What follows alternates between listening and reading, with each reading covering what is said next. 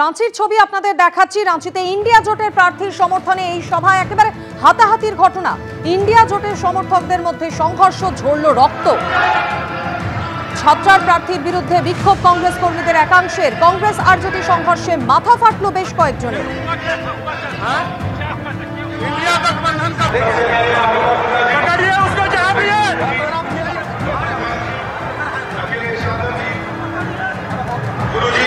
একেবারে রক্তারক্তি কাণ্ড। যারা শরিকদের একত্রিত করতে পারে না তারা দেশকে ঐক্যবদ্ধ করবে কি করে?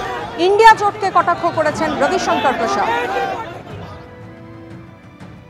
रांची में इंडिया गठबंधन के पब्लिक मीटिंग में कांग्रेस में आरजेडी में कुर्सियां चली हैं, झगड़े हुए हैं, पिटाई हुई है, लोग घायल हुए हैं।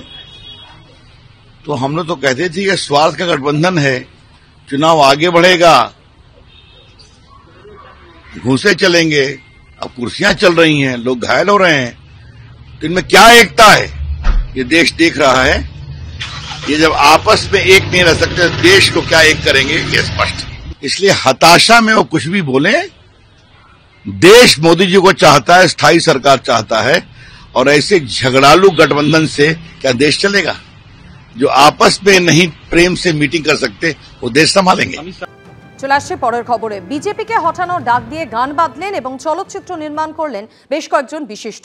রাজনীতি মনস্ক বিভিন্ন পেশার বিশিষ্টরা তৈরি করেছেন দেশ বাঁচাও গণমঞ্চ। রাজ্যের ৪২টি লোকসভা কেন্দ্রে পথসভা করে বিজেপি বিরোধিতার বার্তা দিয়েছেন তারা। আগলে রাখো রহিম চাচার ঘর, আগলে রাখো ফাদারকে গির্জায়, আগলে রাখো গুরুদুয়ারগুলি, ডাকাত হানা দিয়েছে বাংলায়। শুরু হয়ে গেছে লোকসভা ভোটের মহারণ। এরই মাঝে এবার গান ও তথ্যচিত্রে উঠে এলো ভোট বার্তা।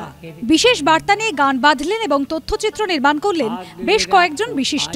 চিকিৎসক, অধ্যাপক, অর্থনীতিবিদ, শ্রমিক এবং কৃষক সংগঠনের নেতা, কবি, সঙ্গীতজ্ঞ, শিল্পী, পরিচালক, সমাজকর্মীরা তৈরি করেছেন দেশ বাঁচাও গণমঞ্চ। গান লিখেছেন এই মঞ্চের সদস্য প্রসূন ভৌমিক। সুর দিয়েছেন এবং গেয়েছেন বিশিষ্ট গায়ক প্রতুল মুখোপাধ্যায়। আগলে রাখো গ্রাম কৃষ্টির মেলা, মুক্ত জ্ঞানের উচ্চ জেঠাশির, আগলে রাখো পাহাড় অরণ্যানী। আর তথ্যচিত্রটি নির্মাণ করেছেন রাজ্য শিশু সুরক্ষা কমিশনের উপদেষ্টা অরণ্যা চক্রবর্তী। পাখির বাসায় ডিম। এটা একটা ঐতিহাসিক নির্বাচন এবং এই নির্বাচনে যদি বিজেপি একটা বিপুল সংখ্যাগরিষ্ঠতা নিয়ে যেতে তাহলে তারা সংবিধান পাল্টে দিতে পারে, হিন্দু রাষ্ট্র ঘোষণা করতে পারে। যার জন্য আমরা মনে করেছি যে আমরা খুব ছোট ছোট করে হলেও স্ট্রিট কর্নার্স করে মানুষের কাছে পৌঁছিয়ে আমরা মানুষকে সচেতন করব এই ব্যাপারে। রাজনীতি মনস্ক সমাজের বিভিন্ন ক্ষেত্রের বিশিষ্টরা ২ সপ্তাহ ধরে রাজ্যের ৪২টি লোকসভা কেন্দ্রে ঘুরেছেন এবং পথসভা করেছেন। রাজ্যের এ প্রান্ত থেকে ও প্রান্ত বিশিষ্টদের ঘুরে বেড়ানোর টুকরো ছবি এবং দেশে ঘটে যাওয়া নানা ঘটনার কোলাজ উঠে এসেছে তথ্যচিত্রে। সৌভিক মজুমদারের রিপোর্ট, এবিপি আনন্দ, কলকাতা।